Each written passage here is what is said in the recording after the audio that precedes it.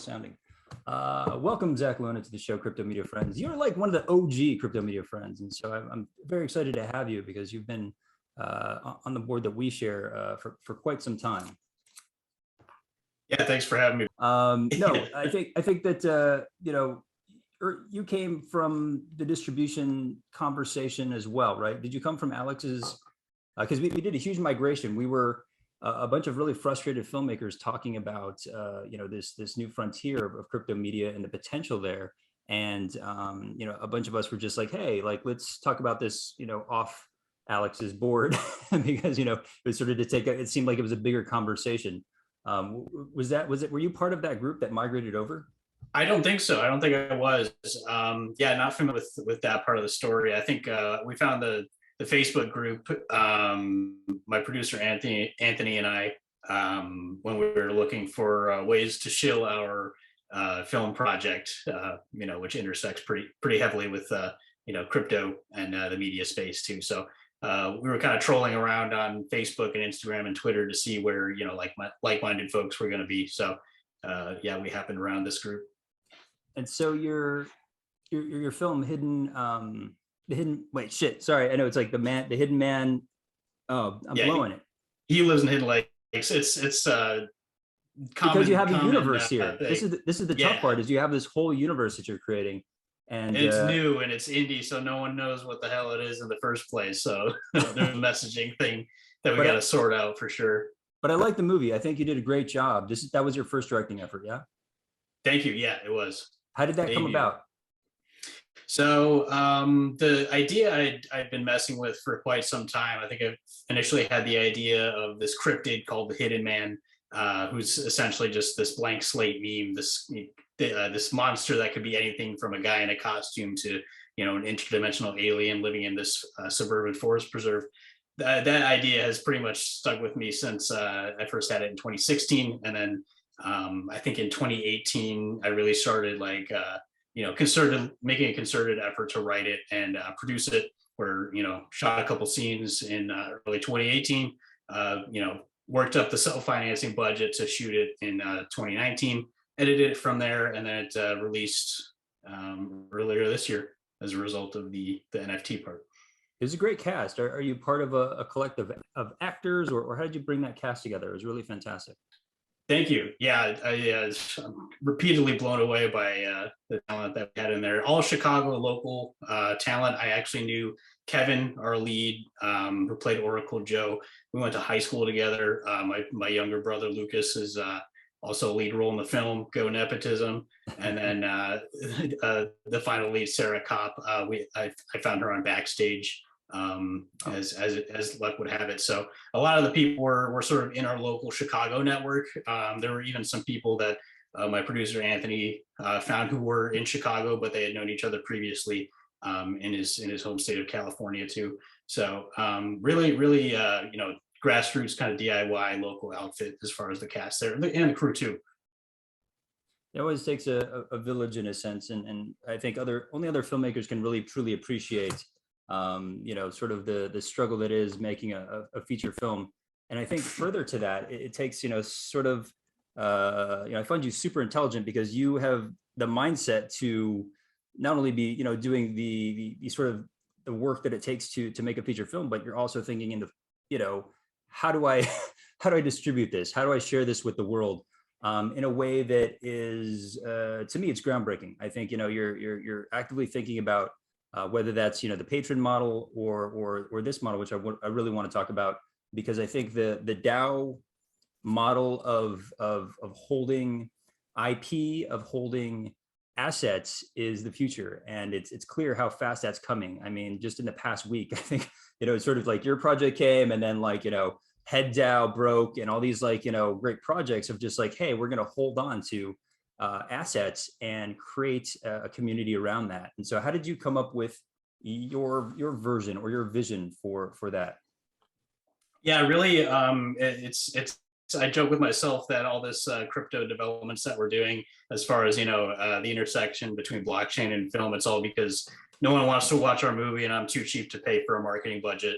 So like I just said, it's a small indie outfit from Chicago. So the the marketing aspect of it is kind of work that's cut out for us. And really, as we're like moving into a Web3 centric world, what's obvious to everyone who's paying attention is that the community aspect of it and the audience engagement aspect of blockchain is really the most powerful thing about it. So we're kind of thinking of ways to bring the audience closer into the process of like watching the movie and engaging with the movie, and also building on the movie too. So in terms of the patron model for independent feature films minting as one of one NFTs, that's more to fuel sort of like a marketing incentive engine where the patron has a sort of incentive to show people the film.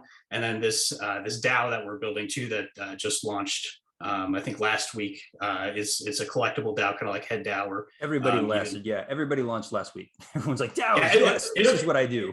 It was the worst week to launch, like in the entire in altcoin season, sadly. Yeah, exactly. Like gas is high, ETH is up, no one's buying NFTs, so it's definitely a long game there. But yeah, it's all about, it goes back to audience engagement and trying to build audience into the IP with blockchain. And it's a very exciting idea and concept. I think, when you think about DAOs currently, I think this is where you're the one step ahead is you think about DAOs currently, you think of like the assets in a head DAO where they're purchasing NFTs and they're putting the assets within their treasury. But I think you go and push it one further by saying, hey, this is IP that's in the treasury that you can build off of. How did that come about in terms of your thought process? I think it's well, I noticed with like Bored Ape Yacht Club, for instance, so they give commercial rights to each of their apes to the ape owners, but then they go and say that you can't use the Bored Ape Yacht Club official like logo and merchandise like this. And I get why that is the case, and it seems to be working very well for them. But there's that dissonance there. It's like, why can't? Isn't it better for everyone if everyone can use everything all the time? At least in terms of the brand as well. It's like it seems counterintuitive to me. So there was a problem to solve there. And the way we're solving it with the Hidden Ones DAO, which is this collectible in particular, is that like you said, the IP is sort of like public property within the DAO membership itself. So people who aren't in the DAO, same rules apply as normal, where you can't monetize it without getting express consent from the DAO. Anyone in the DAO can like use the intellectual property and profit from it as they see fit. So, and really what it comes down to like get back to your question is like, I want to try to tap into the exponential network effects of getting people financially invested within the success of the IP. Because if you have a Hidden Man collectible, a Hidden One cryptid, which is our collectible NFT that gives you membership to the DAO, that's a derivative collectible from the one of one feature film. So which is minting now, and I'll put a link sort of on the video if you send it to me. Yeah, appreciate it. Definitely will. So because those NFTs are based on the original film, because there are 10,000 of them, 10,151 cryptids, the more the value of each one of those goes up, the more the value of the one of one goes up. And that creates an exponential effect within the audience of the film itself. So, everyone who has a NFT from this IP also has a stake in the success of the IP itself.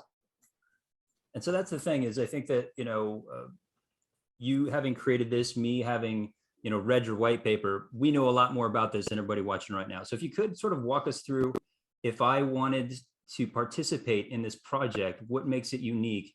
I think the first step is obviously buying a cryptid, and then what happens from there? Yeah, so if you mint a cryptid on hiddenones.io, you get the artwork associated with that cryptid. So there are 10,151 unique cryptids. And from there, then you get entrance into the Hidden Ones DAO, which is, it's not legally established yet, but we're going to get there. Essentially, right now, it's a Discord channel on our server, private only for token holders, where we decide what happens with the treasury. And that's the next step of what is included, what the value proposition is for the DAO, is that you mint a cryptid for 0.025 ETH. Half of that is going directly to the DAO multi-sig treasury. And you see a lot of this happening with like Head DAO and other projects along these lines, where either the full sale goes to the jurisdiction of the treasury, or half of it, or some proportion. You see a lot of people doing this. So the DAO treasury, that's completely up to what the community wants to do with it. And then I think a conservative estimate on a complete sale, that will peg us at like 125 ETH in the DAO treasury. Not a bad chunk of change for making an impact in the film space. So we wouldn't necessarily be buying like Fidenzas or really expensive art blocks curated, or CryptoPunks necessarily, but we would be using this to fund member creation. So you could say, as a cryptid owner, I want to make a feature sequel in this Hidden Lakes cinematic universe. You can do that completely freely. You could do that, there's a staking mechanism, which we can get into later, that allows that sort of IP share. But essentially, what you can manipulate by ownership of the cryptid is like you have stake and ownership of like a feature film, which is I have the cryptid, and I say, hey, I want to make a prequel that is the story behind the guy, the tour guide. Love that character. So I'm like, I want to do a prequel of the tour guide and sort of, how he ends up getting, these mental abilities and the connection. So not to give away too much about the movie, but so I have my cryptid, and essentially, is it like Shark Tank? I make a proposal to the DAO, which is moderated, I assume, by you and your company. Yep. Yeah, so this is where it starts to get a little bit into the very specific tokenomics and mechanics of it. So if you own a cryptid, you will be airdropped another NFT, which is a poster, a beautifully done poster by an artist to be announced, called the Codex. And this poster NFT, again, specifically goes to owners of cryptids, and it delineates sort of the core values of the Hidden Lakes cinematic universe. So those are under wraps for now, but it's essentially like, the idea of it is it's like a stained glass window telling the story of like, okay, if I'm creating on the Hidden Lakes cinematic universe, these are the core values that should drive any narrative that I'm going to create. So that aside, the mechanism with the Codex is you stake it, you send it back to the contract, and that unlocks project registry for you. So you stake a Codex, and you are then able to, in return, receive a unlimited, non-transferable license to use the Hidden Lakes IP. And along with that, we do require you to like register like a project title, a description, and genre, and like, is it a T-shirt, is it a movie, what kind of thing is it? But we don't screen for quality, and we don't reject projects pretty much ever, unless there's like a hate speech element to it, or like it's pornography or some prohibited topic. Vogue has that as well. I think other projects, they have that. They're like, you have entire rights to your character and the traits that you minted or that you own, and it's from the secondary market purchase. You own that character, but you can't use it in a porn. You can't do these sort of things. So there's provisos to that. And I think the impetus behind everyone doing that is that, at the end of the day, you want to protect your IP. You want to decentralize your IP, but you want to make sure that no bad actors are co-opting it and trying to run it into the ground, or like taking it in a completely different direction. Because to go back to your question about like, how did I come up with this? How do we come up with this? It's about the conflict between decentralizing an IP and also retaining its soul, right? So like with a CryptoPunk, or like with a Bored Ape, it's very low fidelity. It's like strictly the picture. You can map any sort of character or story you want onto it. So that's what I call like low fidelity IP. It's sort of it is what the owner wants to make of it, or what anyone else wants look at Loot. I mean, Loot just gives you prompts like exactly to build upon. Did that have an effect on your thinking process, how Loot came about? A A little bit. It's another example of that sort of low fidelity IP as I think of it. Now, the problem with a film is that you have a lot more high fidelity elements to it. You have like fonts and characters and music that all makes the soul of the IP. I mean, think of Star Wars. Like Star Wars has Luke Skywalker. Star Wars has that brilliant score. Like if you mess with any of those elements too much, it starts to become you start to risk it becoming something completely different that is not intentionally part of the core story that made it so great in the first place. Now, that being said, like, of course, the expanded universe in Star Wars has a bunch of crazy ideas that are up for debate. But the impetus in implementing this codex staking structure for granting licenses is so that the community can have a stake in quality assurance and also the financial upside of every derivative project in the DAO ecosystem itself. Because the other element to this is that in exchange for this license to use the IP, the DAO also collects a very small royalty on any profit that you see from or any revenue that you see from a Hidden Lakes project that you make.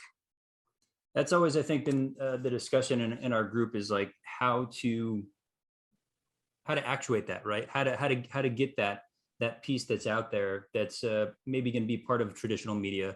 If I go and make Hidden Lakes t-shirts, and I'm out there selling them, how does the blockchain monitor that in a sense? And I know that that's probably a discussion that we'll get to when I bring you back, when this is a behemoth of an intellectual property on its 12th iteration of a feature film. But I think that it kind of boils down to the core concepts of what makes this sensible for a DAO, what makes this, because you had a movie and you had, I think, a really great idea to then take that and turn it into sort of a universe, as we're talking about an IP in a sense. And so how did that thought process go for you? Like, you finished the movie, and then like, how do you get from there to DAO?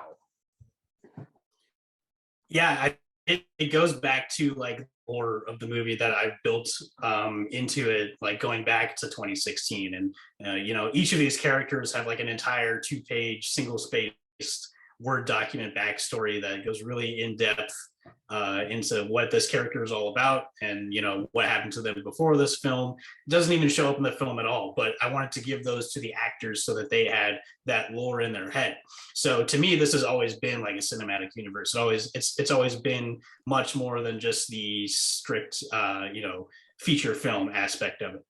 It's always been in our minds to expand it into sequels and things like this. And the problem is, because again, it's a small indie, really super low budget, not a lot of marketing muscle at all, no stars. The problem is, how do you get people to see it, and how do you get people to drum up enough fandom for it to where a sequel is in demand and a sequel can be financed in the first place? So as we were getting into the DAO world and seeing how people are handling IP in Web3, like with all these collectibles, one thing just kind of led to another, and this feels like the right course of action for a high fidelity IP like Hidden Lakes. I think that's the great part about the space that we're in, is like, you have the success, that the most successful elements like CryptoPunks, like Bored Apes, originated in the space. It's not like He-Man or Marvel is they're trying to enter this space, but they're not having the breakout success that these original creations have within the space. And I think that what you're doing by bringing that traditional media into this space and then letting it germinate is one that I think is brilliant, and I hope it does work very well for you. And again, that we have you back to talk more about the milestones that you meet and all the great success, because I think you're constantly thinking about this space, and you have a really nice. I like the idea that it's the meme culture involved in the messaging, the monster. What is the monster? And that gives you a lot of great creative prompts, much like Loot, much like I think some of the projects that hope to allow IP to build. I think that's the challenge. Have you guys thought about that in terms of like marketing? How do you, because jerk offs like me, I get into something and I'm like, yeah, I can do this and I can do this with it and I can make a story about this. But how do you elicit this type of interaction with your fans? It's tough. I think it's going to be a sort of back and forth process with the community that we're building through the cryptids.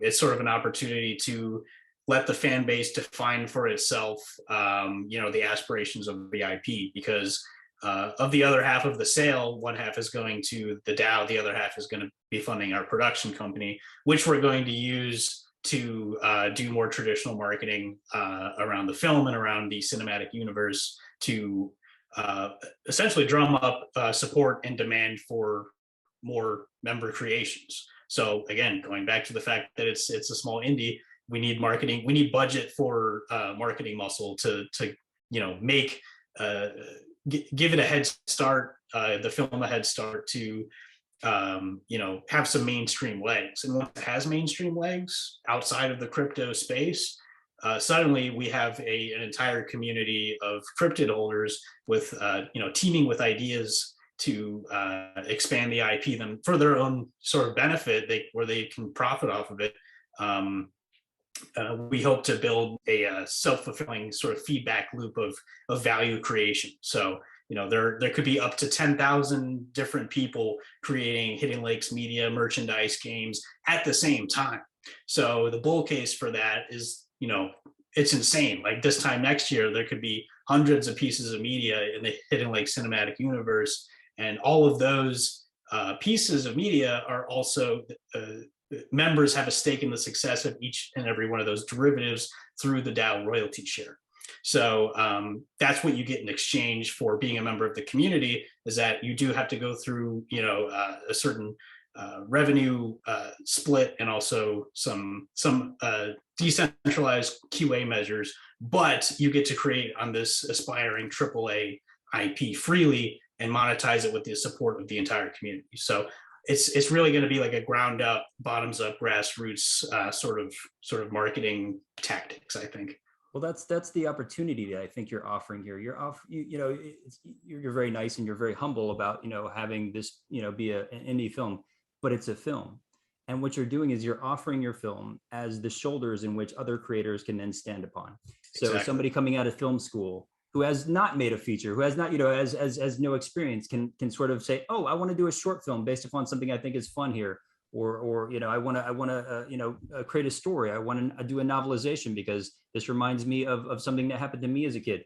And so I think what you're doing is you're providing a platform, and this is the opportunity I want to try to express to people, is you're providing an opportunity to other creatives to participate with you as not just as fans, but as actual creators, and I think that somebody who is just getting out of film school or is just looking for that opportunity to create.